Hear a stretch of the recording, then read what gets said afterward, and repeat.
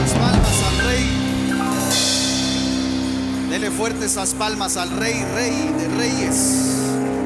Gloria a Dios. Sea bienvenido a la casa del Señor. Quisiera darle la bienvenida a algunos hermanos que nos están visitando. Pero antes de darle la bienvenida a los hermanos que nos visitan por primera vez, dele la bienvenida al hermano que tiene a la par y dígale bienvenido a la casa. Sí, de lejito dígale bienvenido a la casa del Señor. Julia Leonor Castillo, le damos la bienvenida. No sé si dónde está, que nos pueda levantar su mano. Gloria a Dios, démosle palmas al Rey. Andrea Pérez nos visita. Hermana Fidelia Tucux nos visita. Démosle palmas al Rey por la vida de los hermanos que nos visitan. También quiero felicitar a hermano Misael, que en esta semana estuvo de cumpleaños. Démosle palmas al Señor. Es un hermano muy amado de la casa y lo bendecimos. Vamos a hacer una palabra de oración. Al final no se vaya a ir tan rápido. La pastora tiene que hacer algo importante también. Padre, en el nombre de Jesús te damos gracias por el privilegio, por la bendición y por la oportunidad que tú nos das, Señor, de podernos congregar.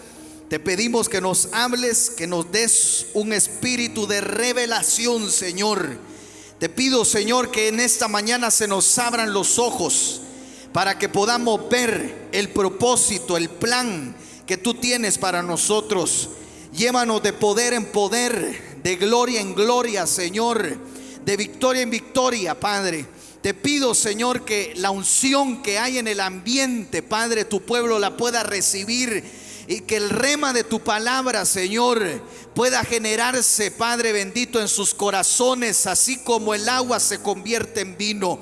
En el nombre de Jesús atamos y ligamos todo estorbo de las tinieblas que quiere impedir tu palabra. Te pedimos que provoques, que haga lo que tú quieres, Señor, en esta mañana. En el nombre de Cristo Jesús. Gracias, Padre, gracias, Hijo, y gracias, Espíritu Santo. Amén y amén. Dele palmas al Rey, puede tomar su lugar. En esta mañana, hermano, las profecías han sido certeras.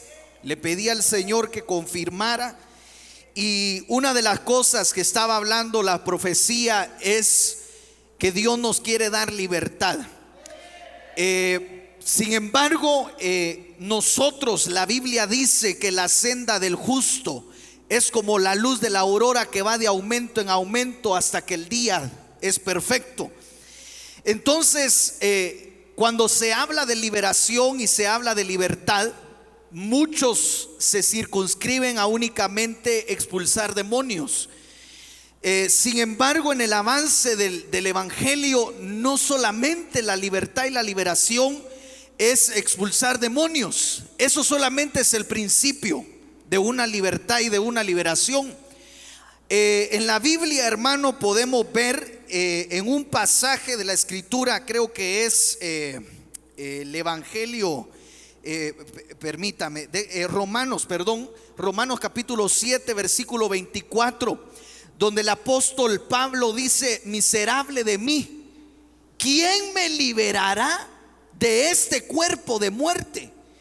Y entonces ahí ya vemos que ya no hay una liberación únicamente de espíritus inmundos ni de demonios, sino que hay una liberación aún del cuerpo. Y yo puedo creer, hermano, es más, yo lo creo así, que la máxima liberación que vamos a experimentar como iglesia, como cuerpo de Cristo, es esta: ser libres de este cuerpo de muerte. Y eso va a suceder en el arrebatamiento. Usted ya Dios le va a transformar su cuerpo. Eso va a suceder en el arrebatamiento. Va a haber una transformación de un abrir y cerrar de ojos, de tal manera que usted ya no va a estar en este cuerpo de muerte ni de pecado, sino que va a estar en un cuerpo espiritual, y de ahí en un cuerpo glorificado, que es el que va a trascender hasta donde el Señor está. Entonces vemos que hay varios niveles y varios tipos de liberación, y eso se van alcanzando en la medida de que vamos conociendo la palabra del Señor. Ahora, quiero que me acompañe al libro de Juan, capítulo 8, versículo 34. Mire lo que dice la escritura. Jesús le respondió: en verdad os digo, que todo el que comete pecado es esclavo del pecado. En el original dice doulos del pecado. O sea, ¿cuántos son esclavos del Cristo? Porque la Biblia dice que el apóstol Pablo dijo: yo ya soy esclavo por amor, soy un doulos por amor. Pero nadie puede llegar a ser esclavo de Cristo si antes es esclavo del pecado, si es en el mismo momento esclavo del pecado. Entonces tiene que haber una libertad. Versículo 35 dice: y el esclavo no queda en la casa para siempre, el Hijo sí permanece para siempre. Así que si el Hijo os hace libres, seréis verdaderamente, eso me llamó la atención, verdaderamente libres. Ahora, veo varias cosas en este pasaje. Primero, dice doulos del pecado, esclavo del pecado. De ahí dice: ¿cómo puedo yo darme cuenta que soy un esclavo del pecado? Y la evidencia de que alguien es esclavo del pecado es que el esclavo no queda en la casa para siempre, pero el Hijo sí queda para siempre en la casa. Entonces, alguien que es esclavo no puede permanecer en la casa de Dios. Un día está, un día busca de Dios, un día se quiere comprometer, pero de ahí le cambian sus planes porque está esclavo. No, hermano, un esclavo no tiene una decisión por sí mismo. Un esclavo no decide por él. Un esclavo, hermano, no tiene voluntad propia, no tiene criterio propio. Por lo tanto, el que es esclavo del pecado no puede permanecer voluntariamente en la casa de Dios porque su voluntad está atada. Entonces hoy en esta mañana Dios quiere desatarnos la voluntad para que lleguemos a ser hijos, porque no hemos recibido espíritu de esclavitud, sino espíritu de adopción mediante a Cristo, por el cual clamamos Abba Padre, dice la escritura. Entonces usted es hijo de Dios. ¿Cuánto lo creen? Por eso usted está en la casa del Señor. Ahora dice acá otra cosa que yo veo acá interesante, que dice: así que si el Hijo os hace libres. Hay una liberación que hace el Padre. Esa la podemos ver en el libro de Éxodo, en la salida. El Éxodo es el libro de la libertad, de la liberación. El Éxodo es el libro de la salida. Ahí vemos cómo el Padre libera al pueblo de Egipto. De ahí vemos las liberaciones que hace el Hijo, que es: si el Hijo libertare, seréis verdaderamente libres. Y de ahí la liberación del Espíritu, que es por el dedo de Dios. Ahora vemos acá que dice: así que si el Hijo os hace libres, diga conmigo, seréis verdaderamente libres. Me llama la atención esa expresión, porque si dice ahí en la Biblia, seréis verdaderamente libres, significa que hay una libertad fingida o falsa. Es decir, gente que está buscando de Dios, está dentro de las iglesias, pero no hay una libertad verdadera, una libertad real. Esa palabra, hermano, verdaderamente, es la palabra griega que usted ve ahí, que significa una realidad, realmente libre. Si el Hijo libertare, seréis realmente libres. Va a haber una realidad, lo vas a ver, lo vas a palpar. Es algo sin duda. Pero hay veces que nuestra libertad tiene telas de duda, y hoy Dios quiere que quitemos esas telas de duda de nuestra libertad y tengamos una libertad genuina, verdadera, no fingida. Porque podemos venir a la iglesia, levantar nuestras manos, podemos aplaudir, podemos dar gritos de júbilo, pero nuestra alma, nuestro corazón está atado por cosas que no las exteriorizamos. Y entonces Dios quiere ministrarnos libertad. Ahora, me llama la atención que en la Biblia aparecen 7 expresiones donde dice verdaderamente, aparte de la que ya leímos. En total son 8. O sea, para alcanzar una libertad verdadera, tenemos que ver estos 7 verdaderamente de Dios. Y el primero, hermano, que yo veo en la Biblia es en Marcos 11:32. En forma de introducción se lo estoy dando. Dice que, hablando de Juan el Bautista, decían: me parece que él era un verdaderamente profeta. Entonces, ¿cuántos quieren una libertad verdadera? Tenemos que ser libres a través de la administración profética. En otras palabras, hermano, el profeta es un ministro de Dios que le declara la verdad al pueblo. Necesitamos, hermano, ir a una congregación donde no solamente nos bendigan, donde no solamente nos digan que nos va a ir bien, donde no solamente nos digan que vamos a tener éxito, que Dios nos va a prosperar, y ciertamente así va a ser, Dios te va a prosperar, pero primero tienes que ser libre. Y para ser libre necesita la administración de un profeta para que te declare la verdad. En el libro de Isaías, hermano, Dios levanta un profeta llamado Isaías que le dice: declárale la verdad a mi pueblo. Te voy a levantar como un shofar, serás como una trompeta, le enseñarás, le declararás el pecado a mi pueblo. Y entonces el pueblo, cuando se le declara la verdad, se hace libre. Hermano, es importante que haya una administración profética. Déjeme decirle un testimonio que yo escuché de un profeta de Dios, que yo no sé cuánto lo conocen, el profeta Tito. Pero en una ocasión, como usted sabe que él es pastor y él es profeta, entonces hay veces en las cuales uno se le acerca a él y se lo topa como pastor, una unción bien linda, hermano, una sabiduría y un consejo tremendo, pero a veces se lo topan como profeta. Entonces vino una hermana que andaba de iglesia en iglesia buscando ministración. La ministraban en una iglesia, y en la iglesia, hermano, ella nunca escuchaba lo que ella quería escuchar. Entonces decía: no, en esta iglesia no, en esta iglesia no. Y entonces se fue a meter a Judá, y resulta ser que no se topó al pastor Tito, sino al profeta Tito. Entonces viene y empieza ella a desahogarse y a decir: es que he sufrido mucho, es que me ha pasado esto. Y empieza, yo se lo he contado, tal vez algunos no se recuerdan. Y de repente, hermano, ya en la unción el profeta le dice: ¿querés saber lo que te está pasando? ¿Querés saber por qué te está pasando lo que te está pasando? Y entonces ella le dice: sí, dígame, ¿estás segura que querés saber por qué te está pasando lo que te está pasando?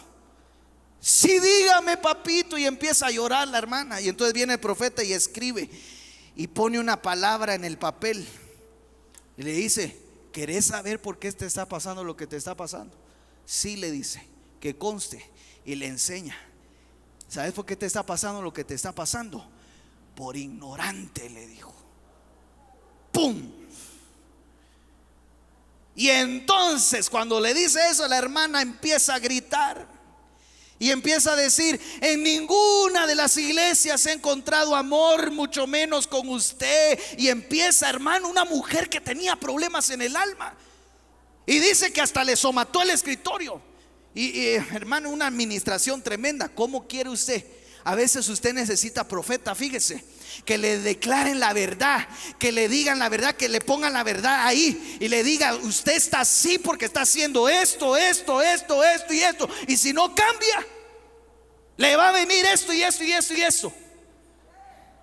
Bienaventurado el que entiende y el que escucha y obedece la palabra de un profeta. ¿Por qué? Porque lo que hace un profeta es declararle la verdad al pueblo para hacerlo libre. A ver, levante la mano los que se han topado con profetas que le han declarado su verdad. Porque qué bonito, hermano, llegar a una iglesia, un fluir profético, y que venga el profeta y le diga: dice el Señor, te veo viajando, te veo en las naciones, te veo profetizando. Gloria a Dios, yo sé que eso pasa, pero también es necesario que un profeta le diga: andás así, andás mal, no te has comprometido con Dios, necesitas cambiar. La verdad te va a liberar, hermano. A mí me ha pasado en algunas ocasiones. Uno dice, será, uno ya cuando lo hizo, y de ahí ya le baja la unción a uno y empieza uno a analizar lo que hizo, dice: Dios santo, me eché al hermano, dice uno. Y cuando uno mira, en lugar de echar al hermano, el hermano está más comprometido, el hermano busca más, el hermano se mete más, porque es necesaria la verdad. Dígale al hermano que tiene a la par: es necesario que te declaren la verdad para que sea libre.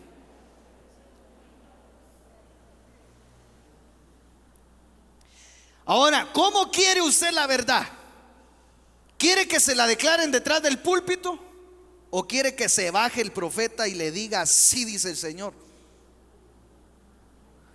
Yo prefiero entender detrás del púlpito. Por eso no estoy de acuerdo, y perdóneme si hay alguien aquí así aquí en la iglesia.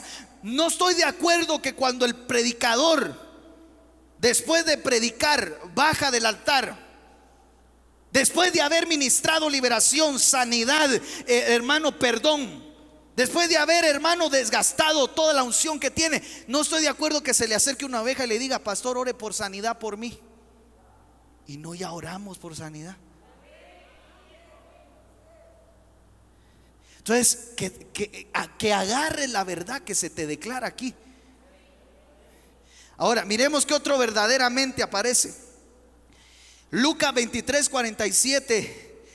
El centurión que estaba en la cruz de Cristo, viendo a punto de morir a Jesús.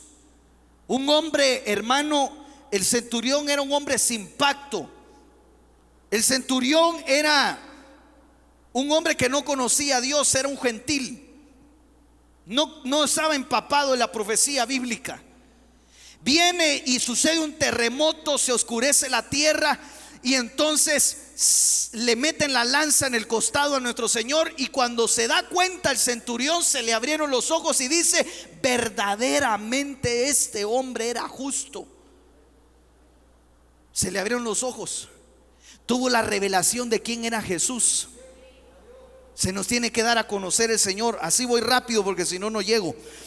Verdaderamente el Señor ha resucitado. Lucas 24:34. Queremos una libertad genuina, tenemos que conocer al Dios que tenemos. Usted no tiene un Dios muerto, usted tiene un Dios vivo. Un Dios, hermano, que lo ve 24 horas. Un Dios que tiene poder y autoridad sobre toda fuerza de las tinieblas. Entonces el que quiere una libertad genuina sabe que le sirve a un Dios resucitado, sabe que le sirve a un Dios vivo. No le sirve a una imagen, no le sirve a algo místico, sino que le sirve a un Dios viviente. Verdaderamente Dios está entre ustedes. Este pasaje de la Escritura es bien tremendo. ¿Sabe por qué?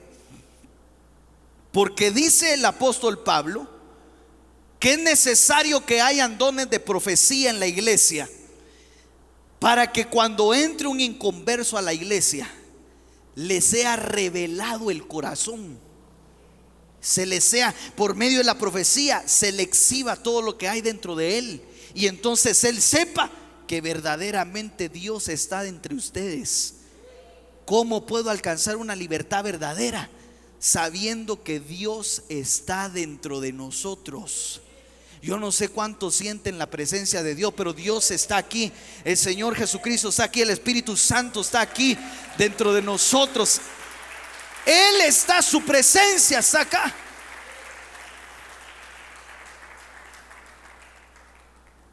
De ahí dice Gálatas 3:21 que hay una ley verdadera.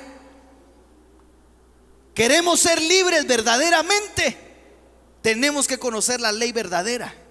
Y hay un pasaje en el libro de los profetas, creo que es Isaías 8:20. Usted lo puede buscar ahí en su casa. Isaías 8:20, que dice: a la ley y al testimonio. Ahí lo puede ver en la transmisión. Dice a la ley y al testimonio. Si no dijeren conforme a esto, es porque no les ha amanecido. Entonces el que no conoce la ley verdadera y no da testimonio de la ley, no le ha amanecido la gracia de Dios. 6, verdaderamente el Hijo de Dios. Y 7, verdaderamente es el Cristo. Entonces vemos que hay 7 verdaderamente que nos hacen libres. Ahora, acompáñenme al libro de Juan. Aquí es donde me quiero meter un poquito más. Juan capítulo 8, versículo 32. Dice: y conoceréis la verdad, y la verdad os hará libres. De ahí en el versículo 38, creo yo, dice: si el Hijo os libertare, seréis verdaderamente libres. Y la Biblia dice que Jesús es el camino, la verdad y la vida. Ok, déjeme ponerle algo acá. Usted sabe del tabernáculo de Moisés, ¿verdad? Está el atrio, el lugar santo y el lugar santísimo. En el atrio podríamos decir que está el camino. No se mira, ¿va? Perdone mi letra que me cuesta escribir un poco acá. De ahí está la verdad. ¿En dónde está la verdad? En el lugar santo. ¿Y dónde está la vida? En el lugar santísimo. Ok, yo le quiero hacer una pregunta. ¿Qué hay en el lugar santo? El candelabro iluminando a la mesa de los panes de la proposición. Ok, ¿cuántos panes de la proposición hay? 12. Pero ¿cómo están ubicados? 6 y 6. Diga conmigo 6, 6. ¿Cuántos libros de la Biblia hay? 66. Ok, ¿qué hay en el lugar santo? ¿Qué está? La palabra, la escritura, los 66 libros. Entonces, si la verdad está en el lugar santo, ¿dónde encontramos la verdad? En la palabra. Por eso la Biblia dice en el Salmo 119, no me recuerdo el versículo, que dice: la suma de tu palabra es la verdad. Entonces, ¿qué es lo que Dios va a ministrarte en esta mañana para que realmente seas libre? Es la palabra de Dios. En la palabra del Señor se encuentra la verdad. En la medida que vayas conociendo la palabra, en la medida que se te vaya revelando la palabra, vas a ir siendo libre. Libre de espíritus inmundos, de demonios, amén, gloria a Dios. Pero también libre de actitudes que tenemos. Hay actitudes suyas, con todo respeto, porque también mías, ¿verdad? Hay actitudes de nosotros que son similares a una posesión de un espíritu inmundo. Es que esa persona miente mucho, tiene un espíritu de mentira. No. Puede llegar a tener un espíritu de mentira, pero antes de, hay una actitud que tú tienes. Entonces de eso tienes que ser libre. Ahora, la verdad nos hace libre. En la medida que evolucionemos en nuestro conocimiento de la verdad, vamos a ir alcanzando mayores niveles de libertad. Entonces yo quiero hablarle de verdades que libertan. Hay verdades que nos van a liberar y resulta ser que en la Biblia, toda la Biblia es una verdad. Todo lo que está en la Biblia es verdad, porque no es palabra de hombre, es palabra inspirada por el Espíritu Santo. Toda la escritura es verdad. ¿Cuántos dicen amén? Sin embargo, en la Biblia hay algunas ocasiones donde Jesús decía: en verdad os digo, en verdad os digo, en verdad os digo. Y cada una de esas cosas que el Señor decía, en verdad os digo, es una verdad que trae libertad al pueblo. Entonces miremos el primero. Mire lo que dice Mateo 3:11. Ahorita sí ya entré al mensaje. Dice: yo a la verdad, primer verdad que nos va a liberar.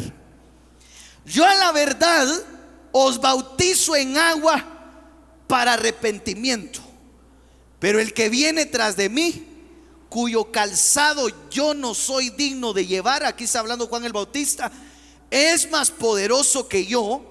Él los bautizará en el Espíritu Santo y en fuego.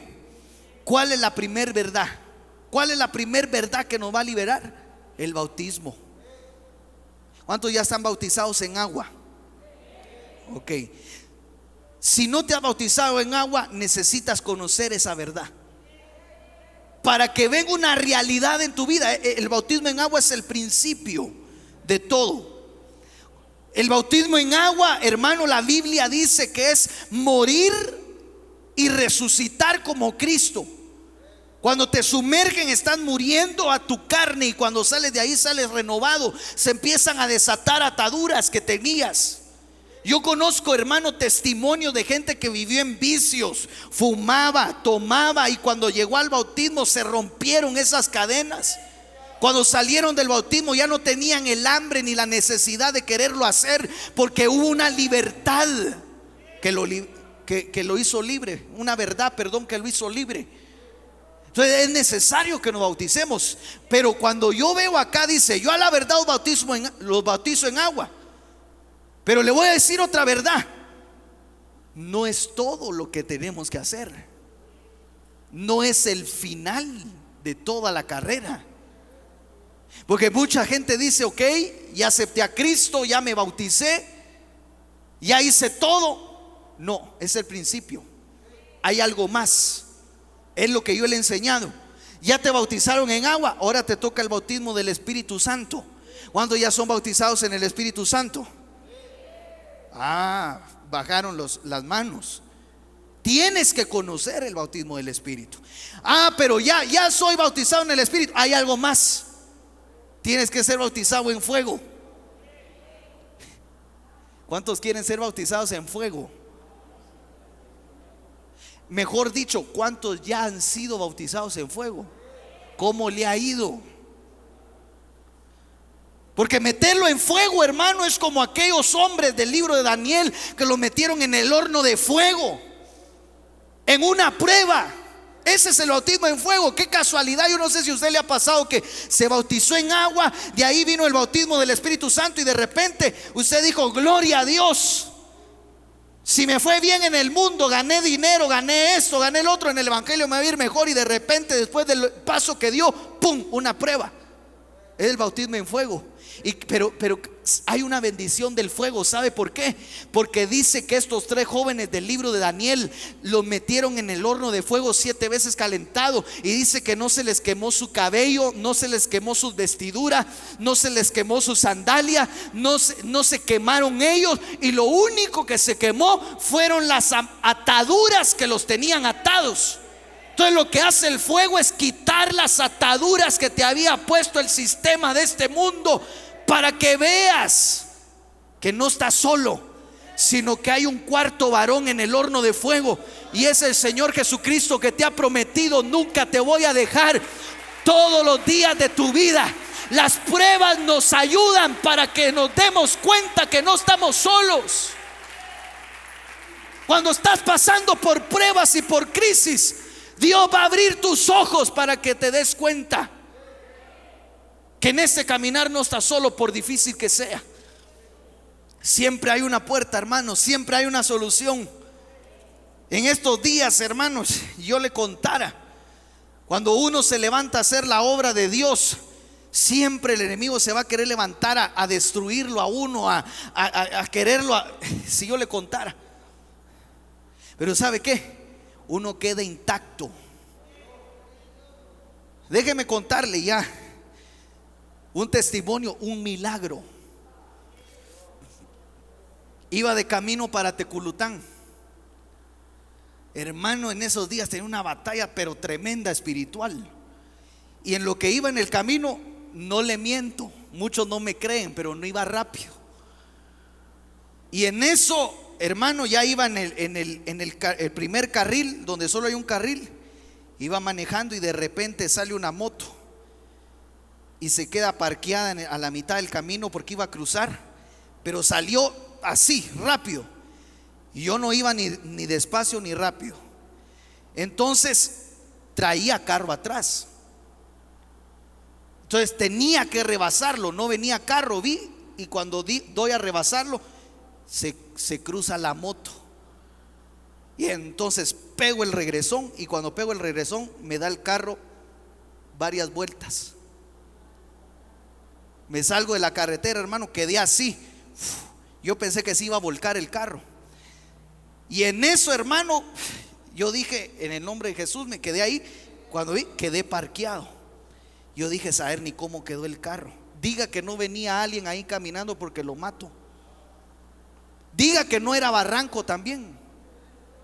Y entonces llega la gente y me dice, pero ni un conductor experto hace lo que usted hizo. Yo le dije, solo el Señor fue. No le pasó nada a su carro, me dijo. Nosotros vimos todo. No venía tráiler atrás, no choqué a nadie, no maté al de la moto que fue imprudente. No me pasó nada, quedé intacto. ¿Sabe por qué? Porque no iba a pasear, iba a predicar la palabra del Señor.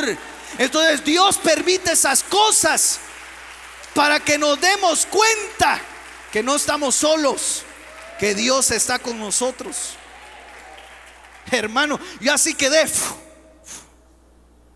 imagínense, temblando de la adrenalina. Y entonces el Señor me dijo, porque Dios ya me había hablado que el enemigo me quería hacer algunas cosas. Y ¿sabe qué? El Señor me dijo, lo permití que pasara para que te des cuenta que eres intocable. Y eso no es solo para mí, eso es para usted. Van a pasar cosas, pero no te van a tocar. No te van a tocar. Entonces ya me salí del mensaje. Y la primera verdad es que el bautismo en agua nos revela la primer verdad de ser libres. Y también nos revela que siempre hay algo más. Siempre hay algo más. Ya pasaste el bautismo en fuego, ok. Entonces ya te toca formar parte del cuerpo de Cristo. Ya te toca ser impartido por los dones. Ya te toca recibir una unción mayor para que empieces a obrar en el llamado que Dios te ha hecho como hijo de Dios.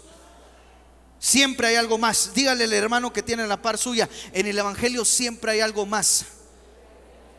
Siempre va a haber una bendición más. Siempre va a haber una medida más que Dios te va a dar. Siempre va a haber una porción más que Dios te va a dar. Siempre hay algo más, pero también siempre hay un esfuerzo más. Siempre hay una mía extra más que tú tienes que dar. Miremos la segunda verdad. Mateo 9:37 dice, espero no esté oyendo el pastor Willy porque yo no le he contado a él, si no ya no me deja ir allá. Mateo 9:37. Y por cierto, le cuento que un día me llamó y me dijo, ¿todo bien en el camino? Sí, ya estoy de regreso y que no sé qué. Y me dice, ¿seguro que todo bien de ida? Y yo no le quise decir. Por cierto, ahorita en la tarde voy a estar allá. Les dice, entonces dijo a sus discípulos, a la verdad, otra verdad que aparece acá, a la verdad, la mies es mucha, mas los obreros pocos. Rogad al Señor de la mies que envíe obreros a su mies. Hay mucha mies, hay mucha gente necesitada, hay mucha gente que necesitamos alcanzar para los pies de Cristo. Pero ¿sabe cuál es el problema? Hay pocos obreros. Queremos ser libres del acomodamiento. Tenemos que conocer esa verdad. La verdad de que hay pocos obreros. La verdad de que usted y yo podemos ser obreros en la mies del Señor. Y al hablar de obreros no estoy hablando de ministros primarios, sino que estoy hablando de diaconías. De diácono, de diaconías. Hay 4 diaconías que aparecen en la Biblia. Yo no sé si usted lo sabía. Pues eso es parte de la doctrina. Está la diaconía, el ministerio de la palabra. Está el ministerio de la justicia, si no estoy mal. Tal vez alguien me corrige. Está el ministerio del Espíritu. Y está el ministerio de la reconciliación. ¿Estoy bien así? Sí, ok. Estas 4 diaconías son para los obreros que Dios quiere levantar. Dios quiere que te levantes en palabra, que no solo escuches palabras, sino que de lo que de gracia recibiste, lo des de gracia a la gente que tiene hambre y necesidad allá afuera. De ahí está la diaconía en la justicia. De ahí para que te levantes como juez. De ahí está la diaconía del Espíritu. Pero esta es la que me llama la atención, porque mucha gente quiere trabajar, pero se olvida de la diaconía de la reconciliación. Y Dios te ha llamado a ser un obrero de reconciliación, a reconciliar a toda la gente que se fue, a reconciliar a la gente que ya no quiere nada con el Señor. Entonces hay mucha mies, pero hay pocos obreros. ¿Por qué hay pocos obreros? Déjeme poner otra vez ese pasaje.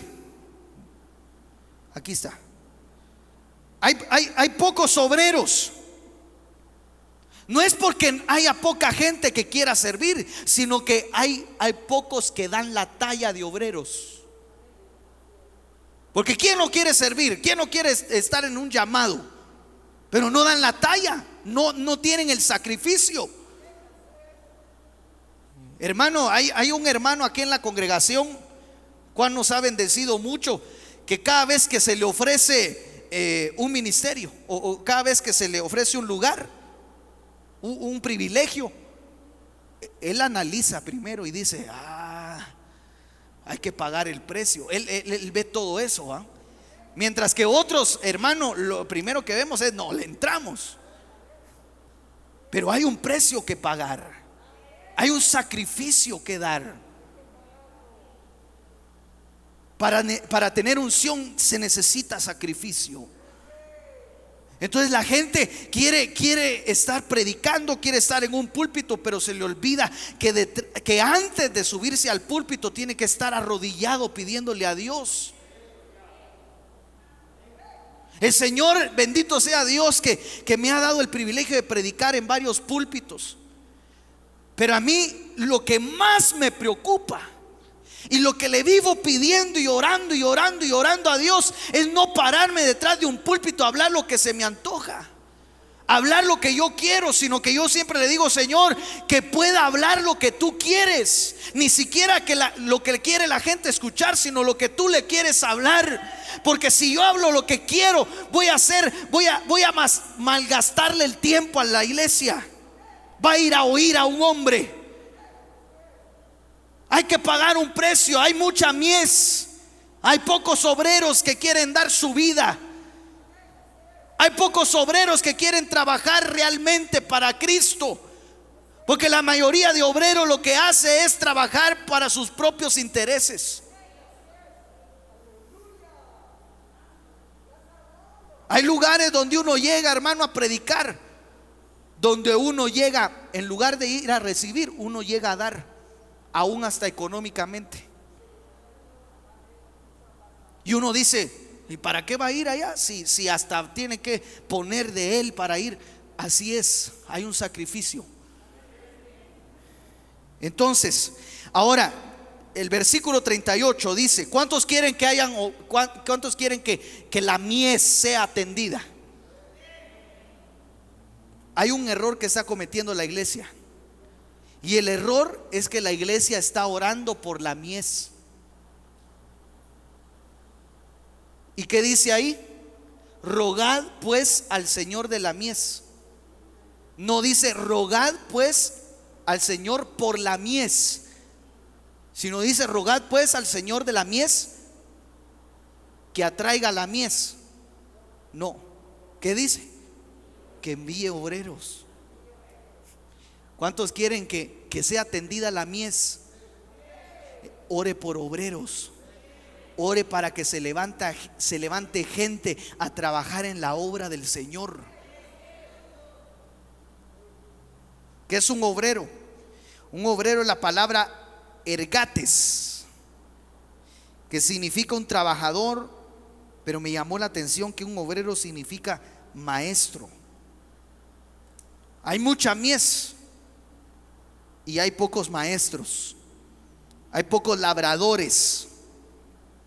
Entonces, la segunda verdad es que tenemos una obra que hacer en el cuerpo de Cristo. Usted tiene un trabajo que hacer, usted tiene una obra que hacer. No se puede quedar estancado, no se puede quedar sentado, hay algo que hacer. Ok, vamos rápido, ya se me va acabando el tiempo. Mateo 13:31. Mire lo que dice.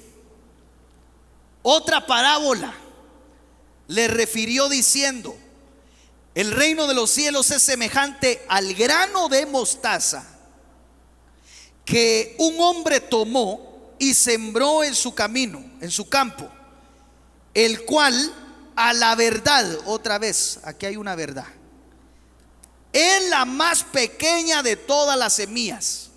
La semilla de mostaza es la más pequeña, a la verdad. Eso es una verdad bíblica. Pero cuando ha crecido, es la mayor de todas las hortalizas y es la única hortaliza que se hace un árbol, de tal manera que vienen las aves del cielo y hacen nidos en sus ramas. Ok, ¿qué es el grano de mostaza? La fe. Ok, pero déjeme darle otro ángulo a esto. ¿Qué verdad veo yo ahí? Dice, a la verdad, la semilla de mostaza es la más pequeña de todas, es la más insignificante de todas. Es poquito. Va a haber un momento donde Dios te va a dar poquito. Va a haber un momento donde Dios te va a enviar una bendición pequeña. Y ahí es donde muchos cometen un gran error, que subestiman lo poco, menosprecian lo poco. Dice lo poco, muy poquito. Esto no, como dice ahí un TikTok, un meme, no sé, eso no alcanza. ¿Verdad que sí? Mira, eso no alcanza, muy poquito. Yo te vengo a profetizar que Dios te va a enviar una bendición pequeña. Ah, ya vio que no es. Dios te va a enviar una bendición grande, pero te va a enviar una bendición pequeña primero. ¿Sabe por qué? Porque hay una verdad bíblica. Y la verdad bíblica es que es la más pequeña semilla. Y la verdad que yo veo es que Dios con poco puede hacer mucho.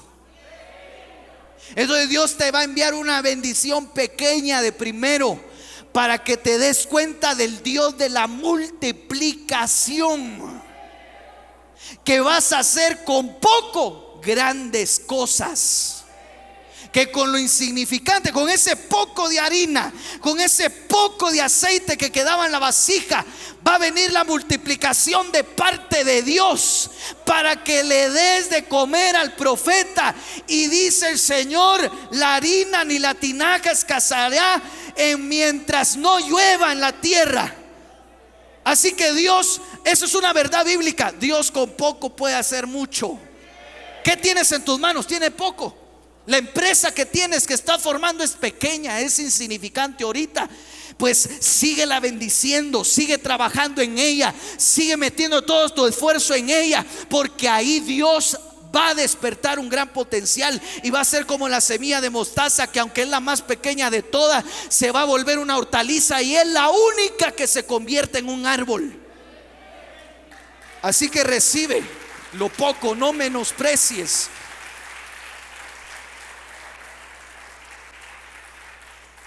Hermano, es que tengo poca fe. No menosprecie la poca fe que tiene.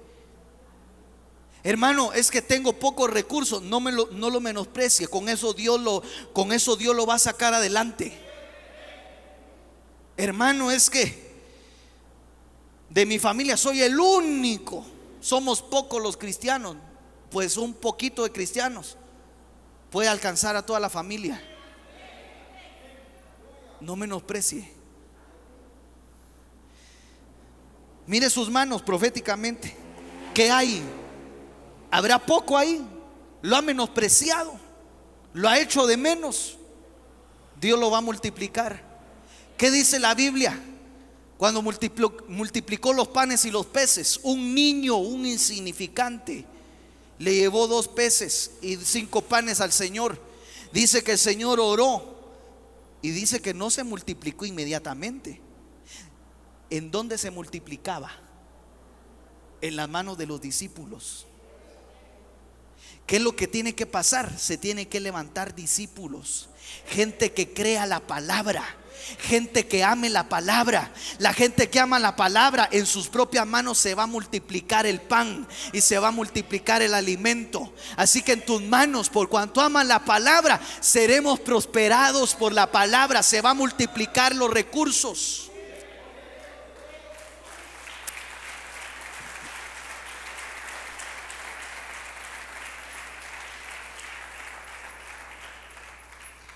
Mire otra verdad. Ya llevamos, ¿cuántas? 3 y esta es la cuarta, ¿eh? ¿Cuál es la primera verdad? Siempre hay algo más. Ya te bautizaste, pero el que viene bautizará en el Espíritu y en fuego. Hay algo más. La segunda verdad, ¿cuál es? Necesitamos hacer una obra. Hay una obra que hay que hacer. La tercera verdad, Dios con lo poco puede hacer mucho. Qué rica esa verdad, hermano. Espero se le haga rema. Dios con lo poco puede hacer mucho. Mire la cuarta verdad.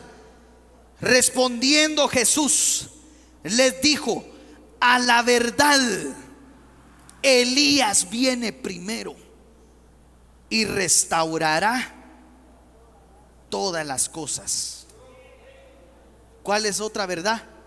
Viene un mover de restauración. Tu familia está destruida, hay una verdad. Tu matrimonio está destruido, hay una verdad. La iglesia está destruida, el tabernáculo caído de David está destruido, hay una verdad bíblica. ¿Y cuál es? Viene un tiempo de restauración de todas las cosas antes que venga nuestro Señor. Porque dice: a la verdad, Elías viene primero, preparándole el camino. El Señor Jesucristo viene pronto, y si el Señor Jesucristo viene pronto es porque el espíritu de Elías ya está dentro de la iglesia y va a restaurarte. Te va a restaurar tu comunión con Dios, te va a restaurar, hermano, tu espiritualidad, te va a restaurar tu familia, tu matrimonio, tu economía, te va a restaurar la iglesia, te va a restaurar como ministro, va a restaurar tu salud, porque es una unción de restauración. Entonces, a la verdad, que Elías vendrá primero con una unción de restauración. No se puede restaurar algo que no está destruido. No se puede, hermano, recuperar algo que no se ha perdido. Y Elías trae esa unción de restauración. Voy rápido ya por causa del tiempo. Mateo 22:8 dice: esta que le voy a leer me hace temblar. Porque ahorita en las verdades que llevamos, qué hermosas, ¿verdad? Siempre hay algo más, hay una obra que hacer. Dios con lo poco hace mucho. Viene una unción de restauración, pero hay esta verdad está tremenda. Mateo 22:8 dice: entonces dijo a sus siervos: las bodas a la verdad ya están preparadas. Hermano, las bodas están preparadas. Pero mire la verdad: mas los que fueron convidados no eran dignos. Una verdad. ¿Sabe qué es lo que entiendo yo acá? Que Dios no va a detener los preparativos de la novia para esperar a alguien.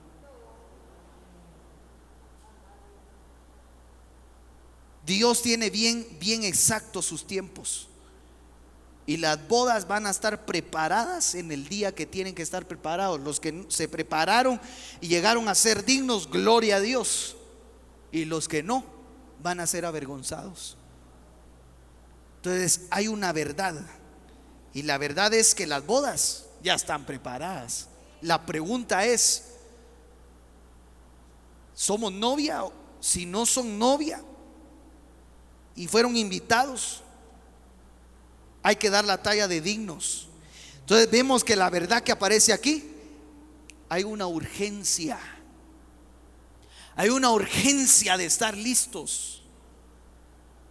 Imagínense, hermano, la novia ya está, el esposo, el novio ya está en el altar. Imagínense la novia levantándose de la cama mientras el novio ya está en el altar. Ya está todo listo, ya están los de la orquesta a punto de tocar, ya está todo. Y la novia despertándose. No fue digna, no alcanzó dignidad.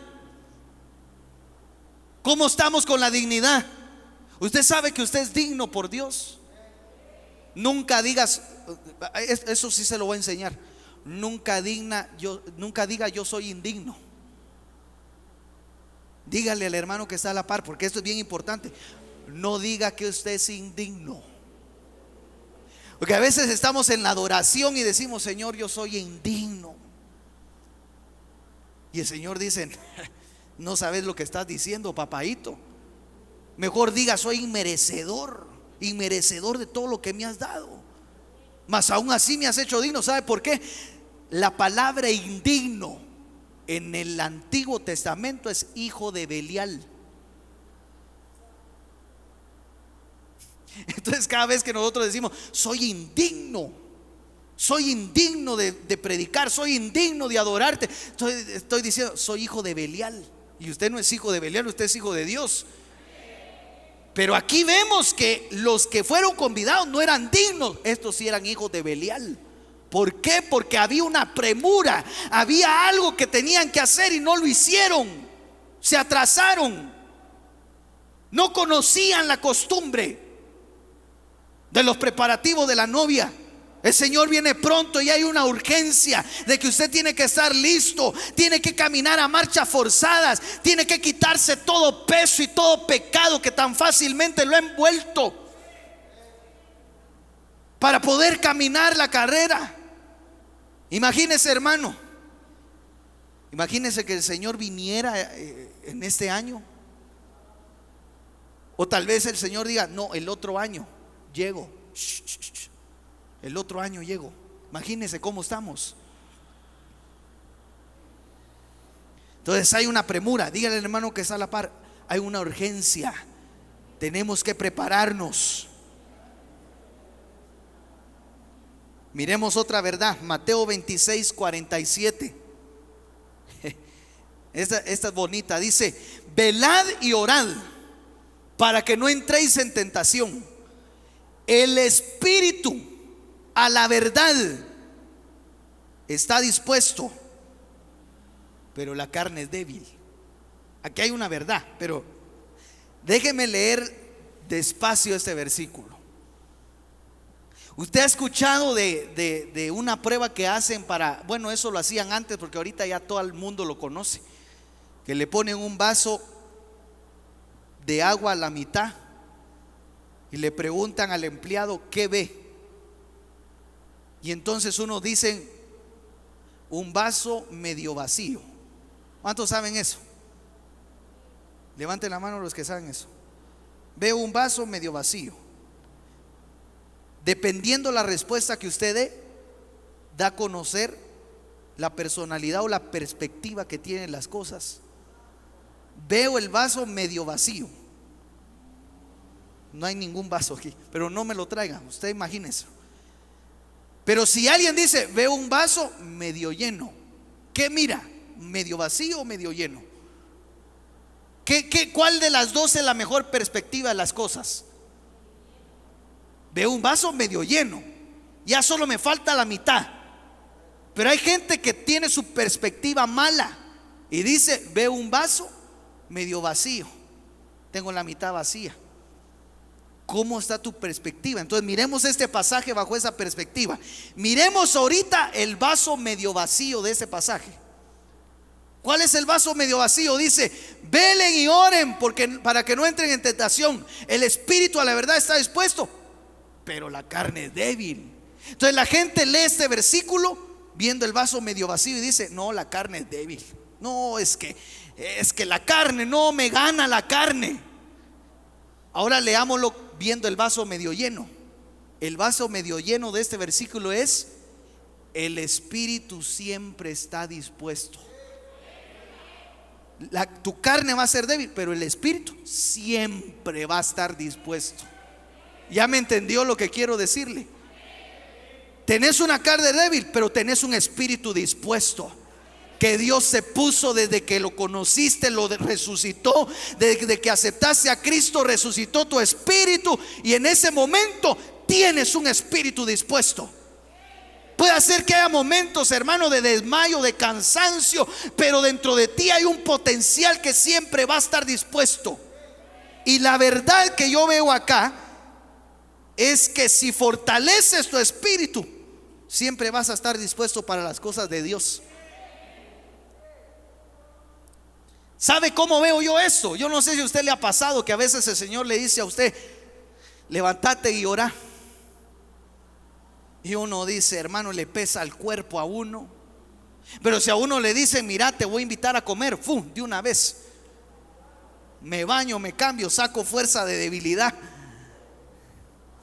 O te dice: te voy a dar tanto en el banco, 15 de mes, solo hoy. Imagínese la gran cola del banco, pero le van a dar 100 pesos nada más. Y usted está 2 horas parado. Hay fuerza.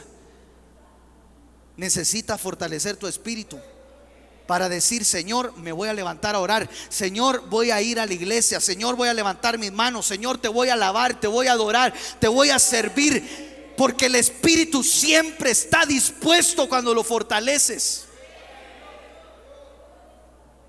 Miremos la última. Esta otra también me hace temblar. Lucas 4:25. En verdad os digo, otra verdad,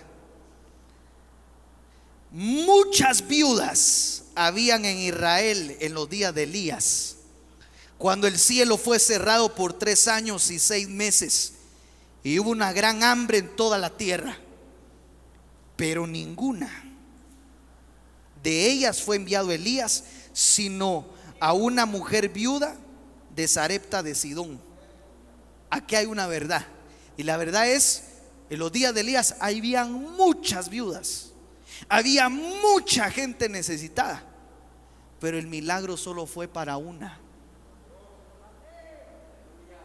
Había mucha gente con hambre, pero el milagro solo fue para una.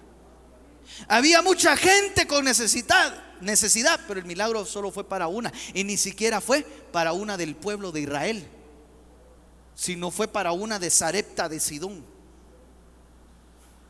Entonces, la verdad que yo veo aquí es que la bendición no será para todos, sino para aquellos que no se acomodan. Aquí se predica y se profetiza: viene bendición, viene prosperidad, viene porción, viene esto, viene el otro. No va a ser para todos. Va a ser para aquellos que creen primero. De ahí caminan en la palabra, viendo al invisible en fe. Hermano, se recuerda cuando tiré el trigo. Es un acto profético. Entonces, lo tiré en toda la iglesia, pero ¿quiénes recibieron? Hay un testimonio que en esa misma semana, una herencia que no podían vender, en esa misma semana se lo pagaron al contado. El trigo, la profecía, el acto profético. Pero la bendición no es para todos. Se profetiza para todos, pero no es para todos, porque no todos creen. Pero aquí hay gente que sí ha creído. Aquí hay gente que no ha sido del montón. Pregúntele a hermana Zaira y pregúntele lo que le va a venir, que ni se imagina lo que le viene. La bendición no va a ser para todos, va a ser para los que creen, para los que no se acomodan, para los que antes de recibir las cosas le dan gracias a Dios, porque por los ojos de la fe ya la tienen en sus manos. Para ellos es la bendición. Esa es una verdad. Dele palmas al Señor. Yo quisiera que me ayudaran.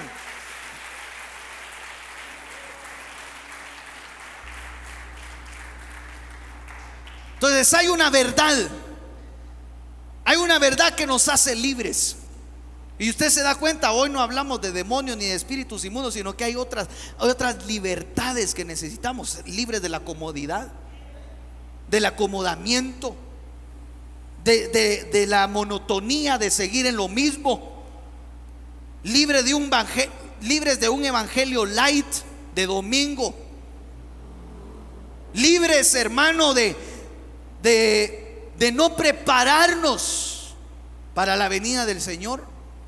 Sacudirnos de todo eso, de todo el sueño que ha caído en nuestra vida, y decirle: Señor, yo necesito que tu verdad me haga libre. Yo quisiera orar en esa oportunidad. Quisiera bendecir al pueblo, pero también quisiera ministrar libertad. Que aquellos que se han sentido atados, aquellos que han sentido que hay algo que les estorba, que hay como un peso, un lastre que lo llevan cargando y no lo han podido dejar. Yo quiero orar. Puede ser que sea el mismo pecado que no te deje desenvolverte en el llamado que Dios te ha hecho. Puede ser que sea la timidez, la acusación, la vergüenza. Óigame bien, aún aquellas cosas que te hacen sentir insignificante y dices: Dios no va a hacer nada conmigo porque yo soy tan poca cosa. Y hoy el Señor te dice: hoy te voy a hacer libre de eso.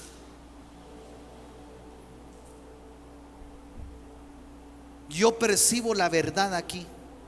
La verdad, no nuestra verdad, ni la verdad de un ministro, ni la verdad de un hombre, sino la verdad persona que es Jesucristo.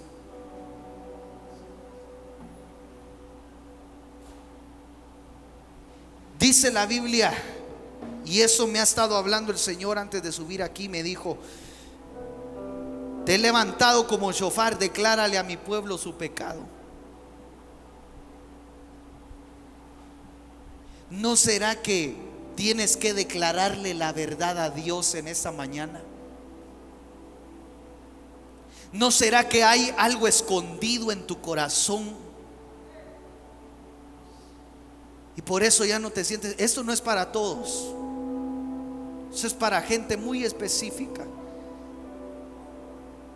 Mientras callé, envejecieron mis huesos.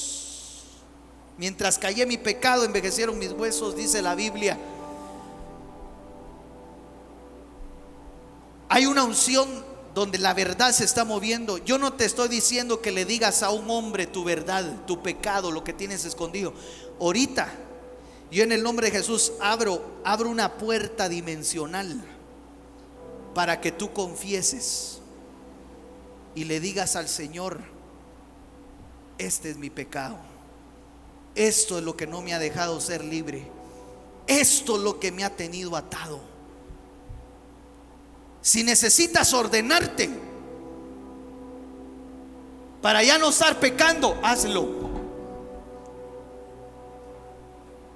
Pero el que juega con fuego se quema.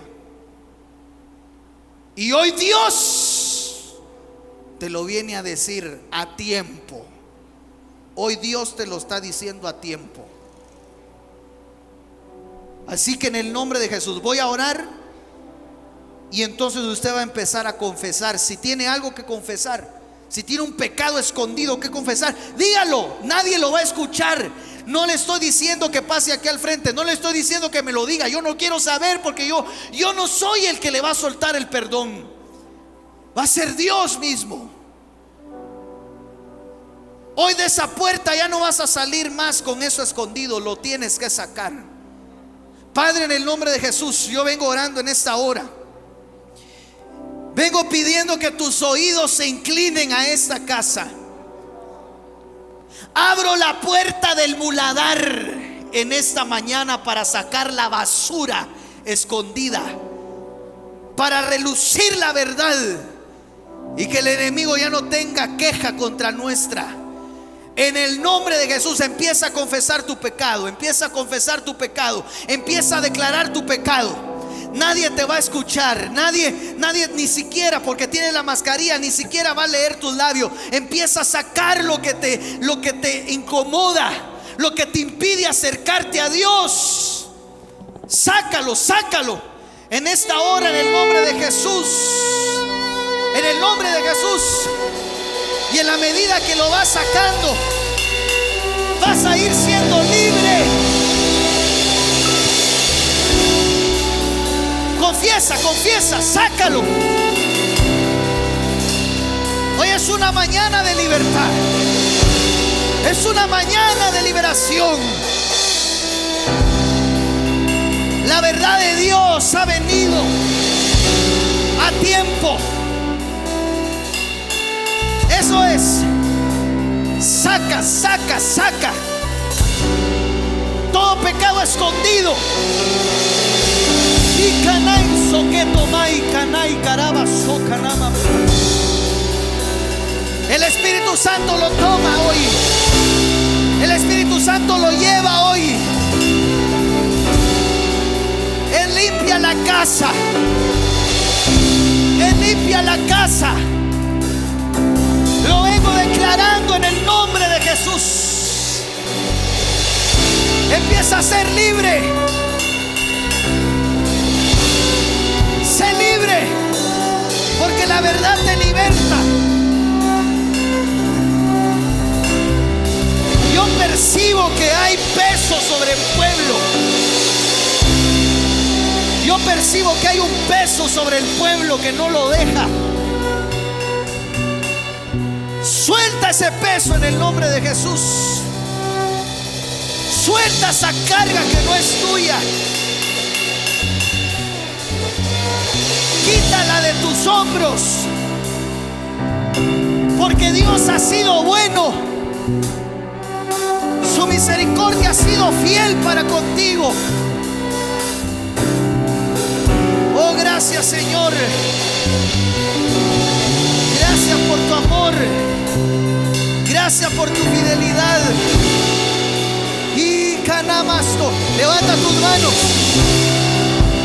Sé libre, sé libre. En el nombre de Jesús. Yo te declaro libre en esta mañana. Yo declaro que la bendición de Dios vendrá sobre ti. Que serás un bendito de Jehová. Que no eres indigno. Que eres santo en las manos del Señor. Te bendigo en el nombre de Jesús. Te bendigo en el nombre de Jesús. Gracias, Padre. Gracias, Hijo. Gracias, Espíritu Santo.